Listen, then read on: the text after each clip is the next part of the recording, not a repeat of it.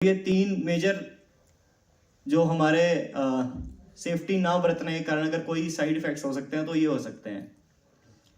अब किसी भी लाइन पे काम करते समय, हमारे इलेक्ट्रिकल इंफ्रास्ट्रक्चर पे काम करते हुए एक्सीडेंट के तीन मेन कारण होते हैं।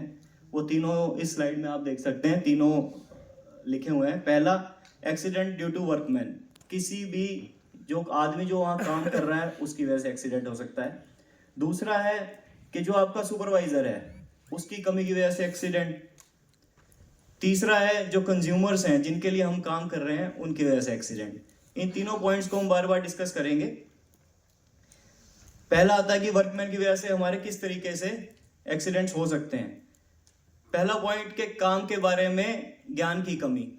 अगर जो आदमी लाइन पे काम कर रहा है उसे पता ही नहीं है कि उसे करना क्या है, कैसे करना है, फिर भी वो काम कर रहा है तो उसकी वजह से आपका एक्सीडेंट हो सकता है। दूसरा, वो काम करना जानता है लेकिन सेफ्टी के बारे में नहीं कोई एक्शन ले रहा, उस केस में आपका एक्सीडेंट हो सकता है। स्ट्रेस की वजह से एक्सीडेंट हो सकता है।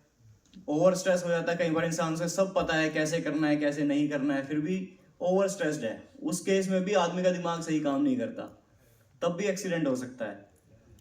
तीसरा है चौथा, अनुचित टीएनपी उपकरणों का उपयोग। टीएनपी उपकरण अनुचित का उपयोग है, मान लो आप 11 केवी लाइन पे काम कर रहे हैं और आपके पास टीएनपी किट उसके अकॉर्डिंग नहीं है।